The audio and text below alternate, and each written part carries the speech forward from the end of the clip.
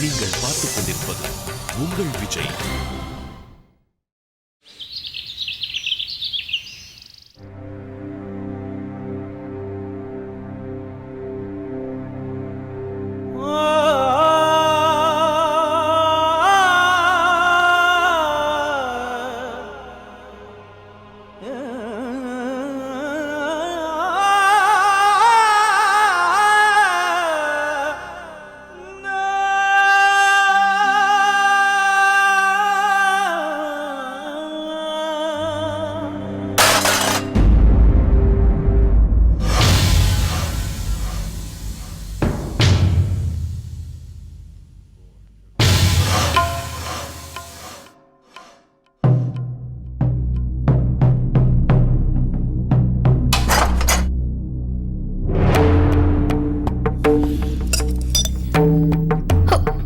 மணி ஆயிடுச்சு. இப்படியா ஒரு பொண்ணு இன்னும் தூங்கிக்கிட்டு இருப்பா? இவளை விட்டா இப்படியே மத்தியானம் வரையும் தூங்கிட்டு இருப்பா போல இருக்கு.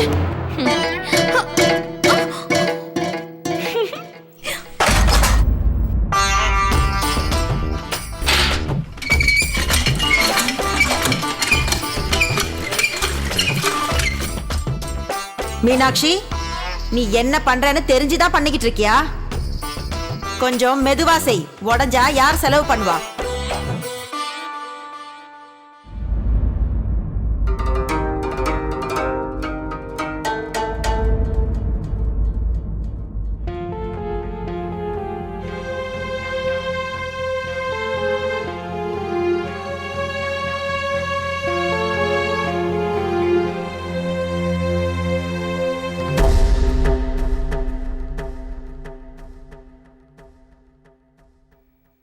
என்னங்க, உங்களோட ஆசையை பூர்த்தி பண்ணிக்கோங்க. இதுதானே நீங்க விரும்புறீங்க? வந்து எடுத்துக்கோங்க. உங்க முதல் ராத்திரியை கொண்டாடிக்கோங்க.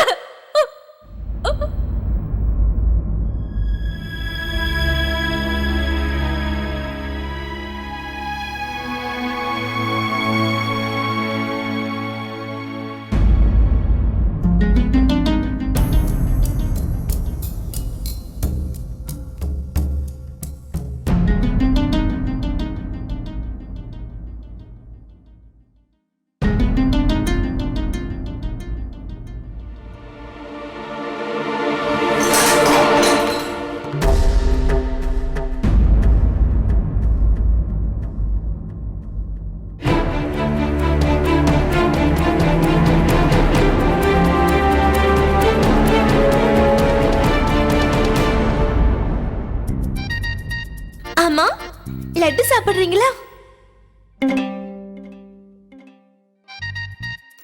காலங்காத்தால யாராவது லட்டு சாப்பிடுவாங்களா?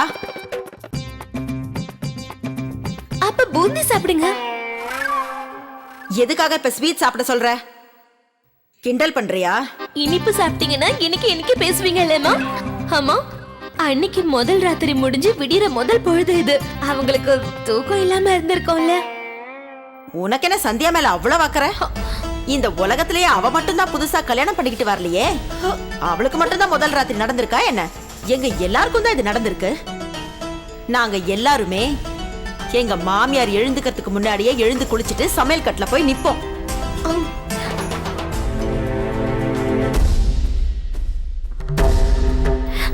அட, சூர்யாயும் வந்துட்டாரு. சூர்யாயும் உங்க கண்ணு நல்லாவே செவந்திருக்கு. நேத்து எரிஞ்சது விலைக்கா இல்ல உங்களோட கண்ணா இல்ல ரெண்டுமேவா?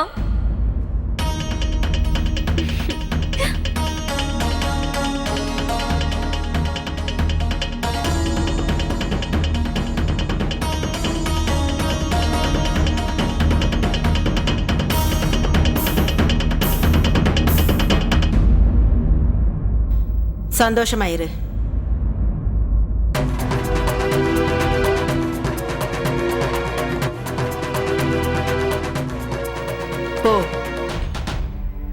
போய் முகம் கழுவிட்டு வா. நான் போய் உனக்கு டீ கொண்டு வரேன். சரிம்மா, இந்த போறேன். கஸ்தூரி, சொல்லுங்கம்மா. சீக்கிரம் போய் சந்தியாவை எழுப்பு. அம்மா வீட்டுல படுத்து தூங்குனதெல்லாம் போதும். மாமியார் வீட்டுக்கு வந்ததுக்கு அப்புறம் இவ்வளவு நேரம் படுத்து தூங்குறது நல்லதில்ல. கஸ்தூரி, கொஞ்சம் சீக்கிரம் போய் தண்ணி கொண்டு வரியா? சரிங்க சரியாயா.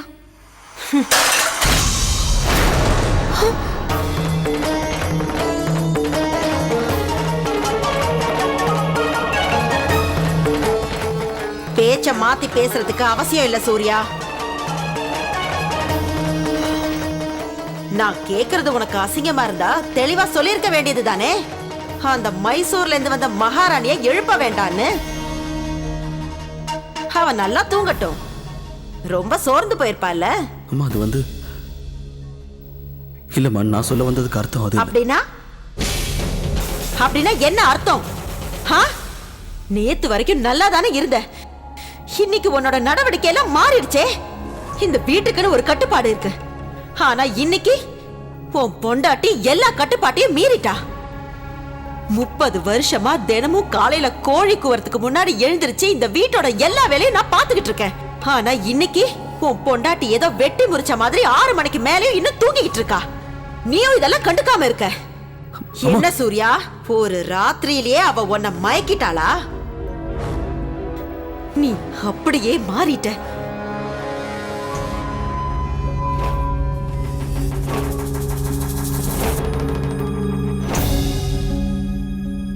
அம்மா அது அது நேத்து ராத்திரி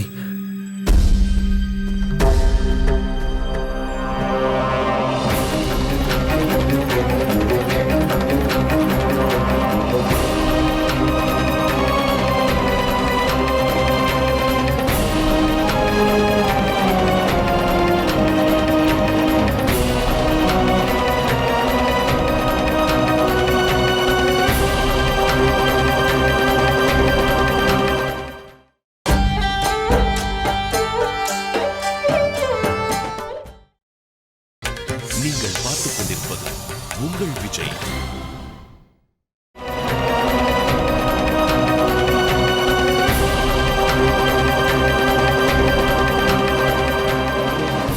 என்ன சந்தியா, எழுந்துக்கிறதுக்கு தான் இவ்வளவு நேரம் ஆயிடுச்சே.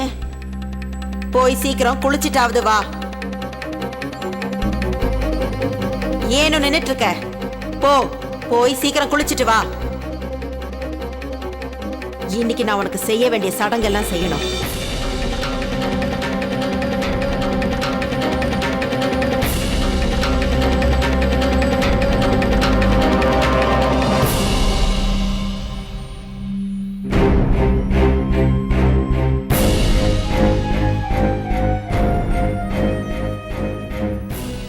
பாரு எப்படி பார்த்துட்டு போறான்னு. கொஞ்சம் கூட பயமும் இல்ல, வெக்கமும் இல்ல.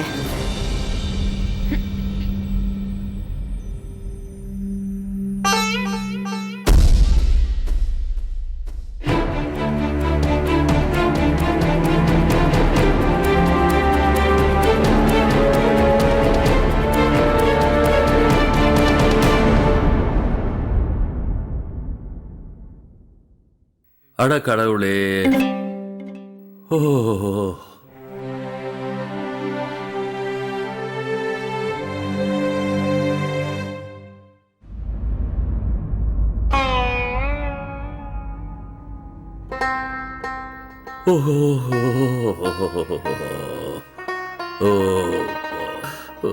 ஐயோ அப்பா.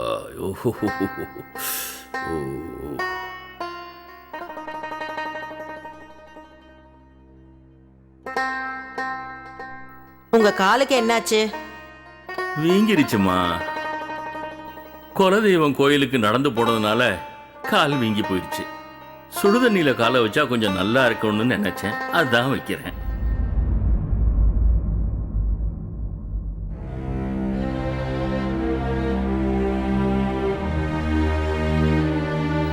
என்னது இது? அம்மா சுடு தண்ணிமா. கொஞ்சம்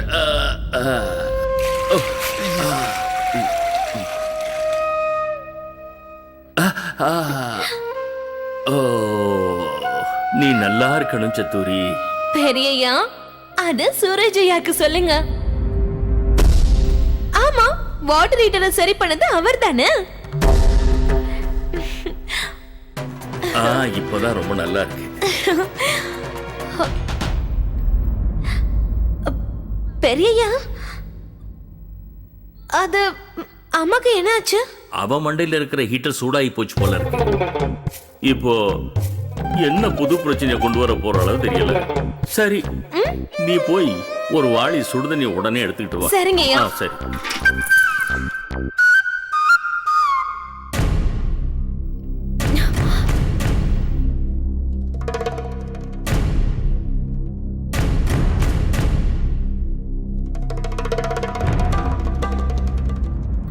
அண்ணி, இப்ப பெரியய்யாக்கு சுடுதண்ணி அவசரமா வேணுமா? முதல்ல நான் போய் எடுத்துக்கிறேன்.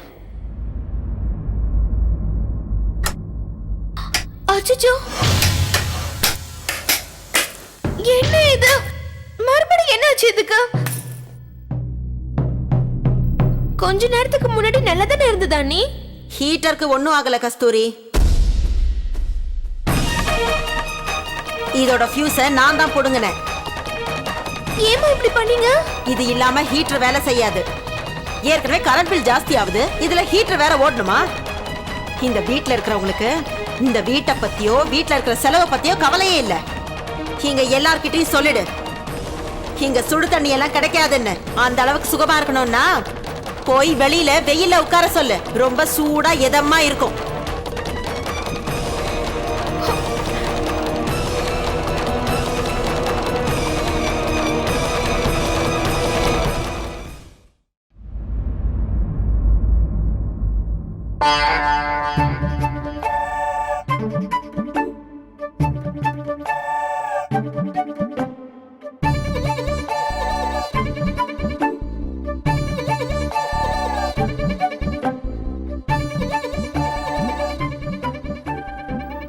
சரிதான், உனக்கும் சுடு தண்ணி வேணுமா? ஹீட்டர் சரியாயிடுச்சுன்னு கஸ்தூரி உன்கிட்ட சொல்லிட்டாளா? இல்ல இல்ல அத்தை, அவரோட துணிமணி எல்லாம் அழுக்காயிடுச்சு. அவரோட துணியெல்லாம் சுடு தண்ணியில முக்கி வச்சா கரெல்லாம் போயிடும் நான் நினைச்சேன். சரிதான், போய் சுடு தண்ணியிலே எல்லா துணியும் துவைச்சிடு. ஆனா கரண்ட் பில் காசை மட்டும் உங்க அப்பா கிட்ட இருந்து மரியாதையா வாங்கிட்டு வந்துரு. வந்துட்டா பெருசா. போ, போய் பச்சை தண்ணியிலே துணியெல்லாம் துவைச்சு போடு. போய் நல்லா 4 இழு இழுத்தேனா துணியில இருக்கிற கரையெல்லாம் போய் நல்லா பளிச்சுன்னு சுத்தமாயிடும். வந்துட்டா ஹீட்டரு சுடு தண்ணின்னு. இந்த வீட்ல இருக்கிறவங்க இந்த வீட்டை நாசமாக்குறதுலே குறியா இருக்காங்க. ஐயோ கடவுளே, இந்த வீட்ல யாருமே சரியில்லை. எல்லாம் என் தலை எழுத்து.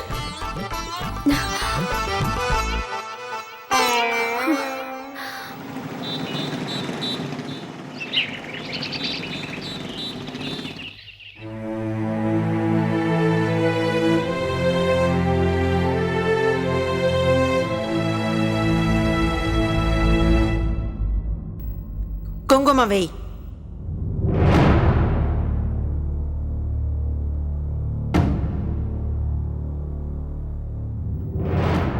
அத்தை, இந்தாங்க, அக்காவுக்கு சடங்கு செய்யறதுக்காக வளையல எடுத்துட்டு வந்திருக்கேன். சரி, அங்க வை. ஆமா, இன்னைக்கு புது அன்னைக்கு வளையல் மாற்று சடங்கு தானே? இவ்ளோ நேரம் உனக்கு அது தெரியாதா? அதுக்கு இல்லம்மா, இனிமே நம்ம புது அண்ணி சமையல் கட்டுக்கு போய் எல்லா வேலையும் செய்யலாம். இன்னைக்கு அண்ணி அவங்க கையாலேயே சமைச்சு சூர்யாவுக்கு சாப்பாடு போடுவாங்க. நினைக்கவே சந்தோஷமா இருக்குல்ல? போதும், நிறுத்து. உன் வாயாலேயே கிச்சடியே கிளறிடாத. இன்னும் அந்த மகாராணி அரண்மனை விட்டு கீழே இறங்கல. அந்த மகாராணியோட தரிசனம் எப்ப கிடைக்கும்னு தெரியல.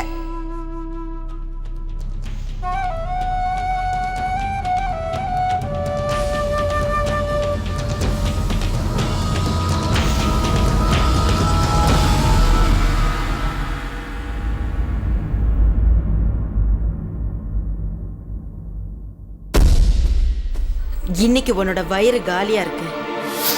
ஆனா இன்னும் 1 வருஷத்துல எனக்கு ஒரு பேரனை பெத்து கொடுக்க வேண்டியது உன்னோட பொறுப்பு.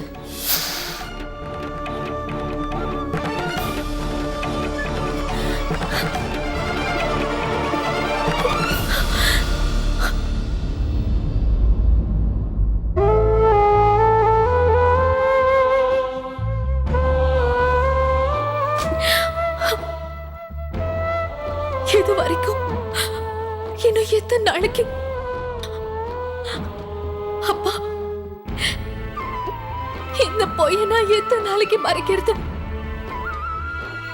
நான் என்ன செய்ய? சொல்லுங்கப்பா, சொல்லுங்கப்பா, நான் என்ன பண்ணணும்னு? அந்த கடவுளுக்கு முன்னாடி நான் திரும்பவும் போய் சொல்ல விரும்பலப்பா. நான் அந்த உண்மைய எப்படி எல்லாருக்கும் முன்னாடி சொல்றது?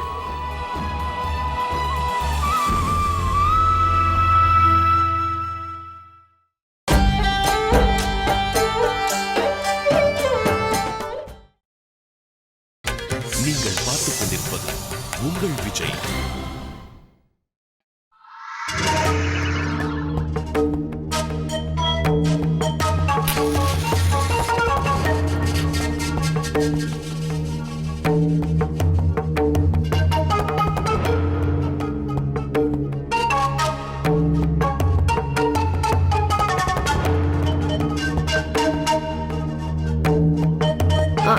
அத்தை, நீங்க சொன்னத அக்கா மறந்துட்டாங்கன்னு நினைக்கிறேன்.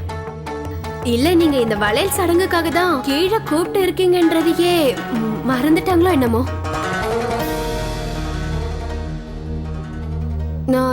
நான் வேணா ஒண்ணு செய்யட்டுமா? நான் போய் என்ன செய்யறாங்கன்னு போய் பாக்குறேனே. அதுக்கு எந்த அவசியமும் இல்ல. காதுல விழற மாதிரி தான் சொல்லி இருக்கேன். அவ ஒன்னும் செவிடு இல்ல. அதான் அத்தை, இன்னைக்கு காலையில இருந்து என்ன நடக்குதுன்னு தெரியல. இன்னைக்கு காலையில எழுந்துக்கிறதுக்கு நேரம் ஆயிடுச்சு, இப்போ கீழே வர்றதுக்கு நேரம் ஆயிடுச்சு. கடவுளுக்கு தான் தெரியும் என்னோட அக்கா எந்த பிரச்சனையில மாட்டிட்டு இருக்காங்களோ.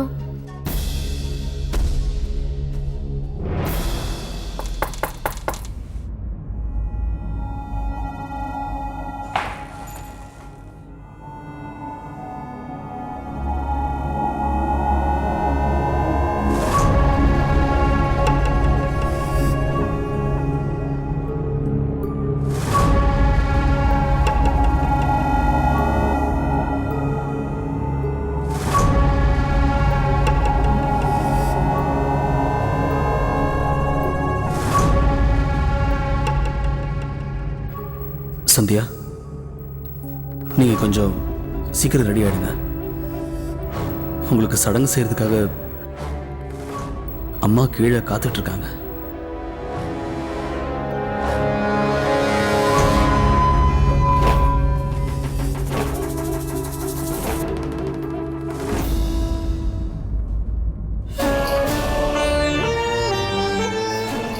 எல்லாமே நாசமா போச்சு. அவளோட அம்மா அப்பா அவளுக்கு என்ன சொல்லி கொடுத்து வளர்த்தாங்கன்னே தெரியல. இந்த மகாராணி மேல இருந்து கீழே இறங்கி வரதுக்கு எவ்வளவு நேரம்?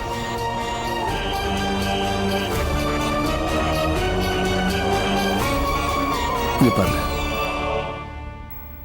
நீங்க எதை நினைச்சு இவ்வளவு கோவப்படுறீங்கன்னு எனக்கு தெரியல. ஆனா உங்க கோவத்துக்கு என்ன காரணம் நீங்க என்கிட்ட சொல்லவும் மாட்டேங்கிறீங்க. நான் உங்களை தொல்லை பண்ண விரும்பல. ஆனா ஒன்னே ஒண்ணு மட்டும் சொல்ல விரும்புறேன். இப்படியெல்லாம் செஞ்சு உங்களுக்கு என்ன கிடைக்க போகுது?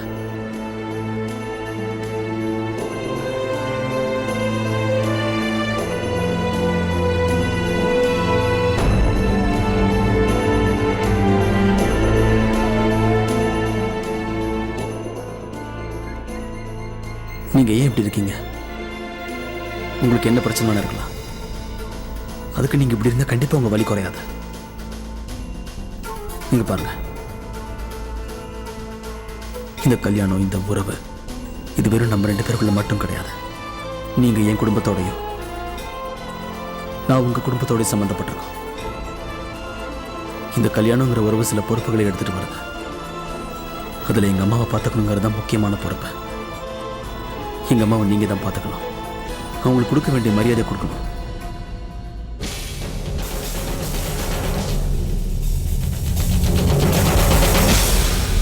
எனக்கு தெரியும் சந்தியா, அவங்க உங்க மேல நிறைய எதிர்பார்ப்பு வச்சிருக்காங்க.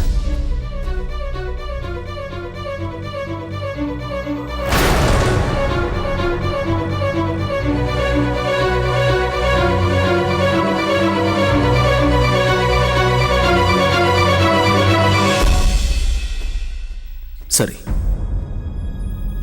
நீங்க புரிஞ்சுக்க விரும்பல. நான் சொல்றதை புரிஞ்சுக்கணும்னு முயற்சி கூட பண்ணல. நான் இந்த விஷயத்தை நானே போய் எங்க அம்மா கிட்ட சொல்லி புரிய வைக்கிறேன். இந்த பிரச்சனை இன்னும் பெருசாகிறதுக்கு முன்னாடி நான் போய் அம்மா கிட்ட பேசிடுறேன். அப்போவாது அவங்களோட